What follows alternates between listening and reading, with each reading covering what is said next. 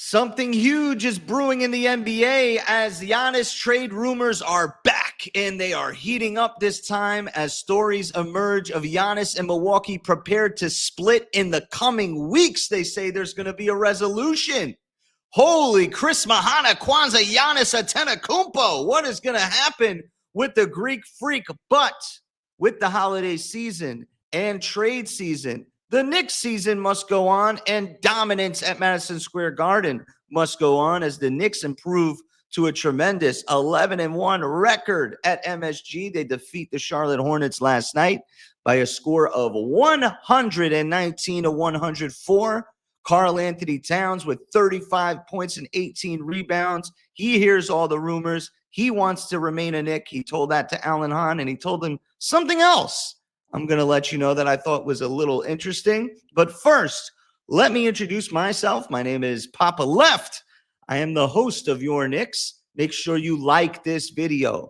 Leave a comment in the comment section and subscribe to the channel so we could get this content out to Knicks fans like you. I was in the building last night with my wife.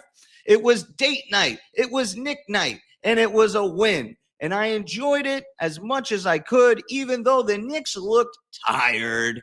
They looked exhausted. I'm also tired. I'm also exhausted. And I also am going to work. So poo-poo, boo-hoo, get the dub. I'll get the dub. Everybody gets a dub. We're grown adults. This is what adulting is. And last night was an adulting win. It was a chore. It was a responsibility. It was take out the trash. The trash is piling up. You lost against Boston. You get into nagging. You take out the trash. Knicks fans are nagging you. And that's what the Knicks did last night. They got up, they put their big boy pants on, and they took care of the Hornets. It wasn't a great win. It wasn't stylistically beautiful. It wasn't crisp passing. It wasn't, high-flying, acrobatic, up and down, quick pace, Mike Brown basketball. It wasn't any of that. A lot of it was sluggish. A lot of it was sloppy. A lot of it was self-inflicted wounds, and it all started in the first quarter for the Charlotte Hornets, who just could not seem to hit an open three. They could not seem to get their hands on a loose ball. The Knicks, however, did get open threes. Miles McBride hit some threes. Karl Anthony Towns was hitting threes. Jalen Brunson was starting off a little bit slow, but Tyler Kolek came in the second quarter. He hit 2 threes. And the Knicks, again, starting out these games. The Raptors game, hot start, double-digit lead. Celtics game, hot start, double-digit lead. And now we used to have the third quarter of doom. Now we have the second quarter of doom, and the Knicks started to watch that lead dwindle away. In fact, it went all the way down to 50-47 as Con Knippel and Ryan Kalkbrenner and the new influx of talent in Charlotte, as they try to deal with the circus show that is LaMelo Ball. Con Knippel and Ryan Kalkbrenner, their 2 draft picks, and a little bit of Zion James. He was doing some good work there on the perimeter, playing good defense, hitting a 3 here and there, and they found their way into a 3-point game. And I put out a tweet. I'm like, hey, Jalen Brunson's on his way to back-to-back stinkers. Hope he can finish, a good second half to get that stench off of his game. And he wasted no time. He didn't even need to go into halftime. He hit a 3 before the half. I thought that was big to just okay, we got this kind of attitude. The Knicks did come out in that third quarter behind, again, Karl Anthony Towns was just dominating his matchup. He had 35 points and 18 rebounds.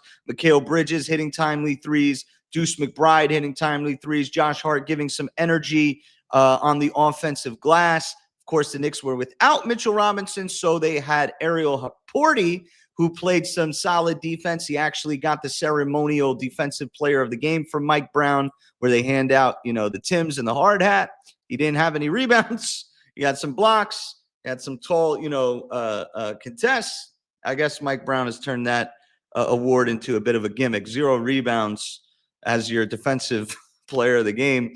I personally was watching the game, from live and seeing the over-the-top view. And I could tell you this, the Knicks, they were real tired last night. Every time out, it wasn't like skipping to to the huddle. It was a lot of head down, a lot of grimacing, a lot of slow walking. They were exhausted, man. But I did want to say that watching Deuce live in person, watching Mikal live in person, these guys are really bringing the energy. Also Josh Hart, but these guys are really bringing the energy. You could see the extra bounce in their step, and also the way that those two players specifically are doing their job in containing the dribble drive, whether it's LaMelo Ball, whether it's Con Kneppel, or the other night, whether it's Derek White. I think, like, Deuce is doing a great job. That's one thing that definitely stuck out to me. Obviously, Karl-Anthony Towns, hearing his name in trade rumors, he was a dominant player last night, and he helped close the action. Jalen Brunson stepped up as well in the fourth quarter. The game actually got close to 94-86, I believe. It became an 88-point game, but Jalen Brunson had an and one. Miles McBride hit a three, and the Knicks closed it, and they took care of a unnecessary conversation, which would be about this game, which I said is just, it was a back-to-back, perfect back-to-back opponent for a first leg on the road at Boston. Give me home back-to-backs against Charlotte. Give me home back-to-backs against the Wizards. Give me home back-to-backs against the Nets. Thank you, Adam Silver. Help us out later if you can. Which I want to talk about that later if you can. Giannis trade rumors. Giannis trade rumors, man. According to the big man, Brian Windhorst, and according to Shams, and according to several people in Knicks Twitter, who I believe, because the degrees of separation in social media is just one person says one thing. I don't think anybody's super special. I think there's truth to everything. And when there's smoke, there's fire. Apparently, Giannis in the offseason, right? He told the Milwaukee ownership he wanted out and he wanted to be a Knick. I believe that. But unfortunately, it takes two to tango, and the Knicks don't really have what a team theoretically would want out of a Giannis trade. If you're Milwaukee, you're not going to replace a figure, the size, and not just talking about literal size, but figurative, the superstar status that really elevates Milwaukee, that arena, into a place to be. So they're going to look to rebuild. There's nothing you can get from the Bucks side in that trade, the Bucks getting in from that trade that can replace Giannis. So you need picks, you need a rebuild, you need to get a new star, you need to get a new vision, and you need to reset your organization. The Knicks don't have those types of assets. The only thing that they can provide is players who can convert into types of assets like draft picks. For example, a Mikal Bridges or OG Anunoby, maybe Karl-Anthony Towns, right? Like, if you trade these players out to a third team, you could potentially get some picks back.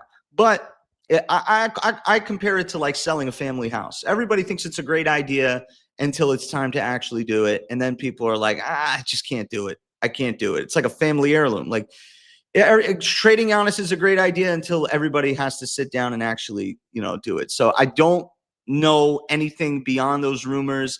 I know that there's leaks going out there saying, what intentions are there. CP the Franchise, good friend of mine, Knicks Fan TV, he said last night on his show that the Knicks have no intention of calling up Milwaukee and getting a deal done right now. And that, Ian Begley, of course, saying like the parameters of the deal are highly unlikely. I don't know. To me, it's kind of annoying at this point. If you guys are keyed in on me, which a lot of you are, I had a space earlier in the summer where I got tipped off to some news that the Knicks wanted Giannis, and the plan was to trade for Giannis in the offseason, which apparently, according to these new talks, is accurate. So, but people second guessed me. They said it was engagement farming, whatever, but Daddy Shams says something and everybody like kneels to the throne. That's another story for another day. But do I want Giannis? Sure, I want Giannis. Is there a price that we can get Giannis at that I would be upset at? I don't really know, because I think if Giannis actually came to the Knicks, it lives in a world where Giannis forces his way to the Knicks and forces Milwaukee's hands and says, I don't want to be with any other team but New York. If that's the case, the Knicks probably get a bargain, obviously. I don't think they get a deal done without it being a bargain.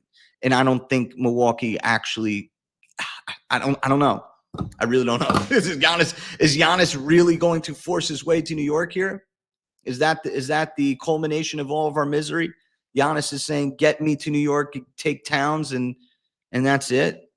I don't know. I don't think that's going to happen. I think that as Giannis thinks about his future and he looks across the landscape of the NBA and San Antonio and Miami and uh, Houston, or other team, OKC, I don't know, like other teams emerge, I think he'll reconsider some of these options as opposed to saying I strictly want to be a Knick. But if I get anything, I'll give it over to you. You kind of have to there's a trust factor there.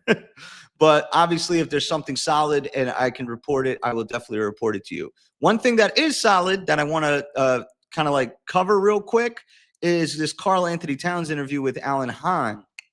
Karl Anthony Towns last night in the interview, he was asked about a reverse kind of pump dunk that he did at the end of the game. And Alan Hahn said, the fans didn't know you could get up like that. And Cat referenced to the fact that he's going through a lot of treatments, a lot of medicine for his quad. He didn't say his quad, but it's implied that it's for his quad because that's his reported injury. And he said that he was taking Flexerol. If you guys don't know what Flexerol is, it's cyclobenzaprine. Just joking. You guys don't know what cyclobenzaprine is if you didn't know what Flexerol was. That's a muscle relaxant. And I've taken that muscle relaxant a couple times in my back journey. And it is a drug that you cannot operate a motor vehicle with. So maybe, meow, meow, maybe there's an excuse for Karl Anthony Towns.